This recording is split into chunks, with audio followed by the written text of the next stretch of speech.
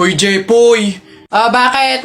Alam mo, sabi sa akin ni Christian kahapon, takting yun, niyayabang ka ata nun eh. Ikaw daw yung kumuha ng mga itlog ng manok, tapos pinagbabato mo daw, papayag ka nun, tapos sabi sa akin nung isang araw, ikaw daw yung nagsulat ng bototoy dun sa kotse ni Kuya Eman. Papayag ka nun? Kung ako hindi ako papayag dun, sasapakin ko talaga yun. Sinabi niya yun? Nasaan yun? Panapok talaga sa akin yun. Ay, Ayun, Jepoy, niyayabaan ka pa na nung isang araw pa yan eh. Kung ako sa'yo, talaga sasapain ko yan. Yabang-yabang yan sa'yo eh. Hoy, Christian! bakit?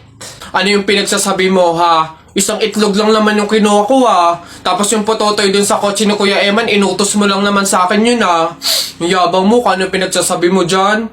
Ikaw nga umihi ka nga nang naglalakad eh. Tapos pinagbabato mo yung mga bubong dun eh. Yabang neto. Di ko naman sinabi yun. Sinungaling, kakaila ka pa. Sabi mo sa akin nung isang araw, ang asim-asim ni Jepoy, hindi pa nga naliligo, sabi mo. Dahilan ka pa dyan, panapok na lang. Hindi ko naman talaga sinabi yun. Ba't ayayabang nyo porque dalawa kayo?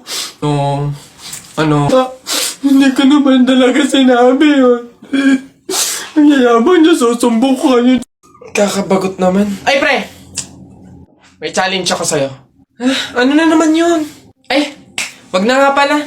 Pang tunay na lalaki nga lang pala yung mga challenge ko. Wag na na. Bakla ka nga pala. Wag na na. Kulit naman, sabi ko, walang bakla dito, tol. Sige nga. Duraan mo nga yung hawakan dun sa hagdan. Dali. Yan. Ang dali-dali lang yan. Minsan, hirapan mo naman, ha? Minsan. Dali-dali. Ita mo, ha? Wait lang, ha?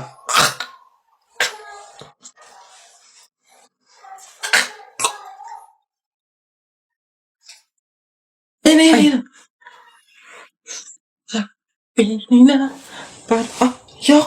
Gagi, ano to? Kadiri ba? Nice one down. Tingnan natin yung iba. Ay, Gagi, si Sir nahawakan. Shucks, Gagi. Takaw! Patay ka na naman.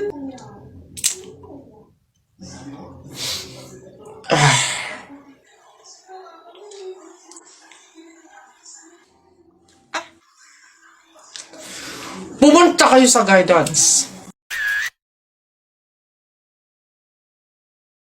Mga kababayan, ngayon ay ating nasasaksihan ang ilan sa mga taong kakandidato ngayong halalan 2025.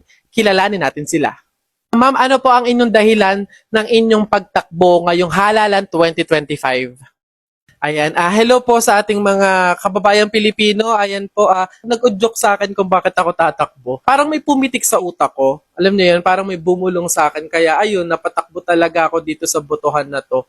Tapos, di mo pa alam, I have 3.4 million followers sa TikTok, 500k followers sa Facebook, tsaka 100k naman sa Instagram. So, alam mo yun, parang I have platform na para manalo sa botohan na to. And talagang yung mga nakafollow sa akin, mabibigyan ko sila ng tulong pagdating sa kanilang buhay at pamumuhay kasi araw-araw mayroon silang ayuda na mga sabon, skincare set. Set na siya, set. Tapos slimming drinks. Isa sa mga adhikain ko talaga sa ating bansa is yung Glow Up Project. Para talagang makita ng mga dayuhan, ng mga foreigners kung gaano kaganda ang ating lipunan, ang ating bansang sinilangan. Alright. Sir, kayo po, ano po ang nag-udyok sa inyo sa inyong pagkandidato? Sikat kasi ako. So, maganda yung pangatawan ko. Medyo, alam mo yun, guwapings din. Kaya feel ko, fit talaga ako dito na tumakbo ngayong botohan.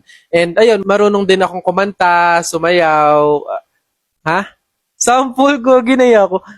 Sige ba? Okay. Tuloy pa rin ang awit ng buhay ko. Magbago. Ginaya ko. Ayun. Napapalabas na din ako sa mga TV talaga. So, alam mo yun, may connection eh. 'Di ba? So, pag may mga hearing, sanay na akong humarap sa camera. Ayun. Sige. How about you, sir? Bakit po kayo tumakbo ngayong botohan? Hello po sa ating mga kababayang Pilipino po, no? Sikat po kasi yung business ko, which is Pares Overload with drinks. With drinks na yun, guys. Mamaya maaabil nyo yun pagkatapos nito. Feeling ko kasi kapag ako yung nahalal ngayong botohan, wala nang taong magugutom, wala nang Pilipinong magugutom kasi talagang araw-araw magbibigay ako ng ayuda na libreng Pares Overload with drinks. Gusto ko ding maging boses ako ng mga selling person. Vendors. Ayun, vendors. Gusto ko maging boses ng vendors. Ito share ko lang, nakakatawa nga eh. Naglinis ako ng kanal namin kanina sa bahay. In-upload ko yun. Check it out, guys. Feeling ko talaga meron akong kasanayan pagdating sa proyekto kalinisan ng ating bansa. Mali kaya dito. Love! Yes, love? Bakit? May intrams kasi kami bukas. Gusto kong sumali. Ano kayong magandang laro, love? Basketball or badminton? Love, bakit hindi mo na lang lahat salihan? Total, kayong mga lalaki, sanay naman kayong makipaglaro, di ba? Tipong lahat kami mga babae, seryoso na, pero sa inyo, laro pa rin pala. Huh? Love! Yes, love, ano yun? Hindi ka ba nakapag-refill ng tubig? Nauuhaw na ako eh. Ha? Anong bago, love? Lagi ka namang uhaw sa babae.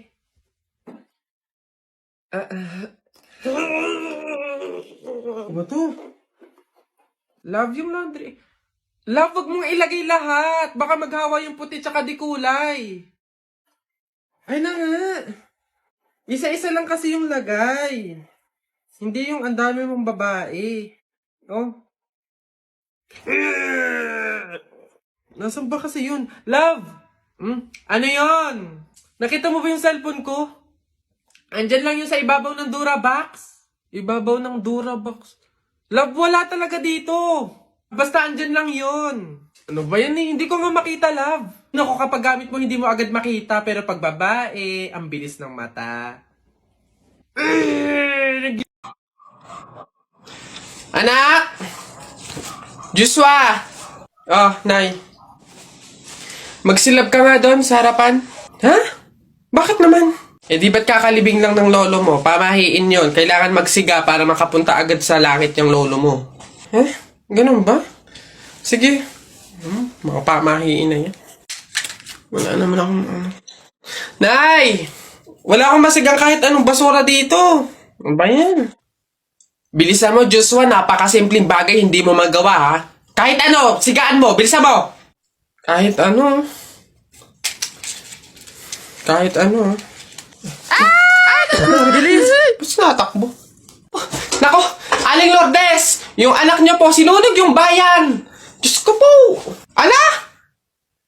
Tinamaan kang magaling na bata ka!